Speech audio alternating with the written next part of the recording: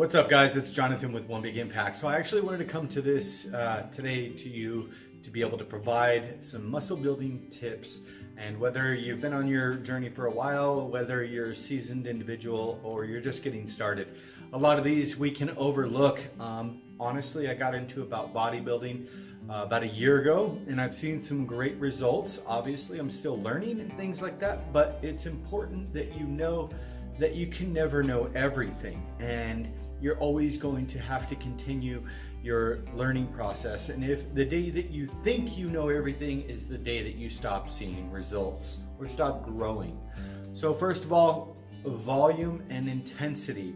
A lot of us will go over here and we'll say, you know what? I'm going to lift this, and I'm not going to curl it right now. My arm actually hurts, but I'm going to curl it. But I'm going to lift this, and I'm going to lift it, 3 times today, and I'm going to lift it 4 times tomorrow, and 5 times next week, and 6 times next week, or whatever. And we start working on that linear progression. Well, here's the problem. Maybe initially I started off with 5-pound dumbbell curls or whatever. No, I didn't start there, but just figuratively saying. And once I get up to, say it's like a bulking season, I'm up to like 35 pounds and I can't go, necessarily any further. The problem is that you're confusing the progression as something that's going to happen in 5 minutes. That's not how it works. Like, eventually you're going to hit the peak of your muscle ability in order to lift weights. So at that point, the next tip is to slow way down. So what I'm saying by that is, say you have a 7-pound dumbbell or whatever pound dumbbell it is, okay? So instead of going, your normal bicep curls, wow, my bicep is like really full right now. That's really weird. I'm gonna do a little posing. I'm just kidding, sorry.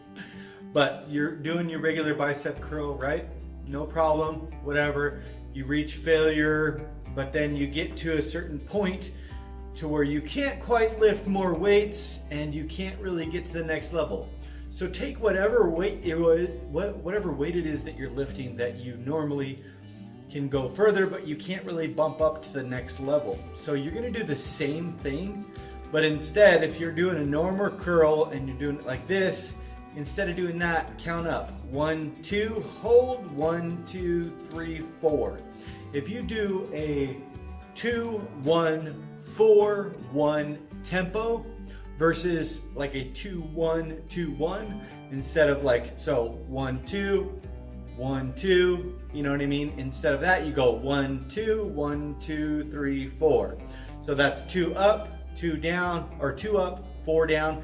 So basically what I'm saying is, slow down, specifically if you can remember this on the eccentric movement when you're releasing the weights. That's where you're strongest, and I'll talk about that in a second. The next thing is, progression is good, but you need to realize you can hit a wall, like what we just talked about. The next and most important thing, I actually made a live video also. If you're new here, please check us out on Facebook. Our group is called Healthy Living for a Healthy Life. I just went live and talked about trusting the process. Okay, so trusting the process means hypertrophy, building muscle, takes about 8 weeks to get a good signal response. 6 to 8 weeks, but you will definitely see movement and see improvements over that period of time. But to get the muscle to start building and breaking down and good follow through or whatever, it's going to take about 8 weeks. Okay, so the important thing is that you need to trust the process. You're not going to get swollen in a week. You're not going to get swollen in a month. You're probably not even going to get swollen in a year. Okay, without the assistance of some type of steroid use or something like that. There is specific people sometimes that do see massive improvements in a year. So I'm not saying that they can't. But what I'm saying, some of those guys that you see that are just absolutely huge did not do it in 6 months. The switch is flipped in your mind and you're ready to do it, but you have to trust your body is going to work at a certain pace. You can push your limits, but your body's only going to give you so much. So don't go too much further mentally and get fed up with your process, because you have to trust the process. It does take time. protein in food, this is kind of an obvious one for a lot of people. A lot of people know you need a gram of protein per pound of body weight, whatever. It's debated, a little bit less, a little bit more, whatever. Obviously, the more muscle mass you have, the higher the number would be. Now, it's really important that you understand beyond protein, you need to make sure you have fuel as well. If you're not meeting your calorie requirements to be able to build muscle, if you are trying to build muscle, you should be in a caloric surplus. Okay, yes, you can put on a tiny bit but that's why people do bulking seasons and they do cutting seasons. Their protein's gonna stay pretty much the same, but they are in caloric surplus when they're putting on muscle because you need more than what your body has in order to create more than what your body has. If you get to a point to where your body is, quote, starving, not necessarily starving like you're malnourished or anything, but your body needs to eat. Your body can only process and metabolize about 2 to 3 hours of protein, or 2 to 3 hours it can go on that protein. So every few hours you want to be eating something. And obviously that would be protein, but you need to make sure you're meeting your overall nutritional needs, being in a surplus. And you need to keep that coming, keep it coming, because it's kind of like I work out today, I skip 2 days, then I work out on Sunday, then I can't remember if I worked out on Monday, and then this and that. Your body's going to respond better to a continued steady state of whether it's exercise or if it's protein needs or fuel requirements or whatever. If you're training really heavy, you need to make sure you're eating really consistently, okay? Because you're going to need the fuel inside your body. You're going to need all of those things while you're training. So please keep that in mind. The next thing is 3 movements with exercise. You have the concentric movement, the isometric movement, and the eccentric movement. Something that people famously go into the gym do. Okay, this is bicep curl. You're gonna see people all day like this. Boom, boom, boom, boom. Will you get a response from that? Possibly. It just depends on your level of fitness. If you're looking to build muscle and become a bodybuilder, wrong. Don't do that. Now, there are times when you would lift fast and stuff like that and kind of shock your system and stuff like that. But in generally speaking, there's 3 movements, okay? This is the concentric movement when you're contracting. The isometric move is the pause right there. And then the eccentric movement is the release. And that is when you actually need to control it the most. So this is the weakest movement, the concentric. That's what everybody seems to focus on mentally. Isometric is the second strongest, and the absolute strongest is the eccentric when you're resisting the weight from releasing. And you have to adapt that mentally. Whatever your body is trying to do, you have to force it to do the opposite, okay? So yes, it burns. Yes, it hurts. Yes, your body doesn't want to lift it, but if you want to change your physique and grow muscle and tear down, you have to resist whatever it's doing. So focus not only on the concentric or the isometric, but when you get to the isometric, squeeze the muscle for a split second, then resist the releasing of the muscle. A lot of the times, if you ever pay attention, there'll be bodybuilders in there and they can't lift it up anymore because it's a weak exercise, but a friend will help him lift it up and then he will control and resist letting it down, and that is going to break down that muscle really good. Trust me. If you don't do this, do it. If you have a training partner, have him help you lift the weight up a couple last times. I don't train with anybody, but there are certain machines that you can do it, and it helps tremendously. Now, the next one is not going to failure. If you don't push something to absolute failure, then it's not gonna grow. Okay, there's no reason for it. There's no reason for it to grow. If I pick up this weight and I can pull, say I'm doing a muscle building program and I need to pull 8 to 10 reps, okay? So at 10, theoretically, I need to be able to not pull again, okay? So if I get here and I'm just cranking away, and I have no problem getting to 25. And then I just stop because it starts to burn or whatever. You probably need to get your ass over there and pick up a weight like 3 times the size of that.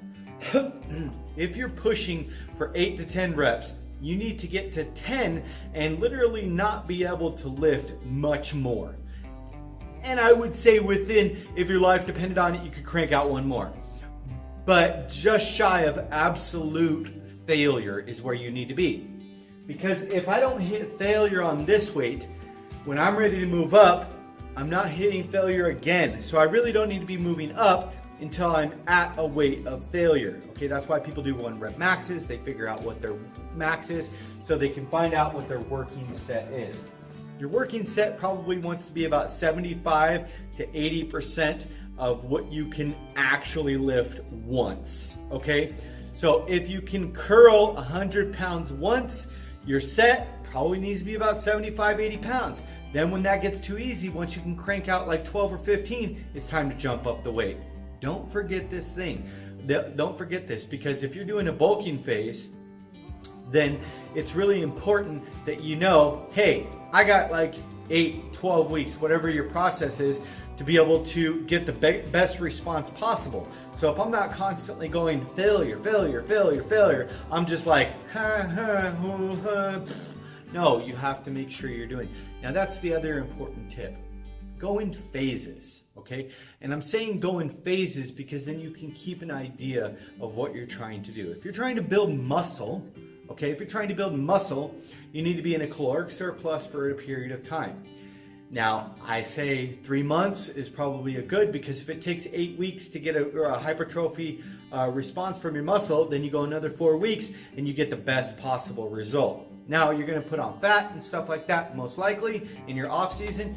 But then when you go to cutting, you'll be able to cut that off and your reps go higher, your weight goes lower to kind of give your body a break. Now, the last and final thing and most important thing is actually, no, I have 2 more things that I want to cover. Top and bottoms. A lot of people focus on getting the weight up, relax, get it back down, relax, get it back up, relax, get it back down. There's something called TUT, T-U-T, time under tension. If your muscle is not constantly under tension, it has no reason to grow. If you're going like this, resting, and you're going down here, resting, it's the difference between picking up a bag of cement and sending it back down, or picking up a bag of cement and holding it there for 10 minutes, which is going to be harder. Why would your muscle grow if you're not giving it a reason to? So my range of motion, like something like this, would be bring it up just shy of locking out. Locking out would be here, just shy of locking out. Down here, locking out would be down here, just shy of locking out. So I want to keep that tension. I want to constantly be under tension. Time under tension. 1, 2, 3. Constantly feeling it, because if I was locking out, it'd be here. Locking out is the same damn thing as resting. You're like sleeping at the top and sleeping at the bottom. And that is going to help you get those results. You are going to be literally fired up by the time you get done with your set. And if that doesn't work and you can't lift other weights, remember, like I said before, slow your ass down with your reps. You're going too fast. I can get the same damn response, probably a better response, off of a 7-pound dumbbell than I could a 50-pound dumbbell. Why? Because I'm swinging, I'm incorporating all kinds of other muscles and everything like that. But if I'm controlling that weight and I'm saying, you know what? You're not doing shit. You're growing. You're under my command and you're growing right now. That's going to be a completely different exercise. Now, the last and final thing that I want to say, and you guys know I talk about this a lot. Track your damn progress. I am not saying track your progress like you're some pansy ass that walks around with a folder, but I'm the pansy ass that walks around with the folder, okay? I walk around with the folder. I keep the last 40 weeks of my journal and everything. It's really important. If you don't know where you were at 6 months ago, how the freak do you know if you've increased in the amount of weights or the amount of size or the size of your bicep or the weight that you are or whatever? It's literally impossible to get results or to track your results or to know if you're even changing. If I look at myself in the mirror right now, I look right here in myself in the mirror, I don't see what other people see. Okay, I give everybody this example all the time. If you have a puppy and you have that puppy for 2 years, that puppy never grew in your eyes. But the guy that hasn't seen it for 6 months is like, holy crap, the damn dog's like 3 feet tall. And you're like, what? No, it's not. It's still a puppy. Have you ever asked somebody how old their dog is? And they go, it's a puppy. And you go, dude, that's like 4 feet tall. What are you talking about? And they're like, oh no, he's gonna get way bigger. You're like, dude, that dog ain't getting no damn bigger. That's a full grown dog. Like, what the hell? Same damn thing. If you don't track your progress, check your measurements, take before pictures, take after pictures, progress pictures along the way, which reminds me, I need to do that as well today. Then you have no idea where you're at. You guys, take all of this into consideration. Be stronger than excuses. Remember to spread love, not hate. I wish you all the best of luck. If you're doing a program, what your goal is, put it in the description below. Have a beautiful day, guys. Peace.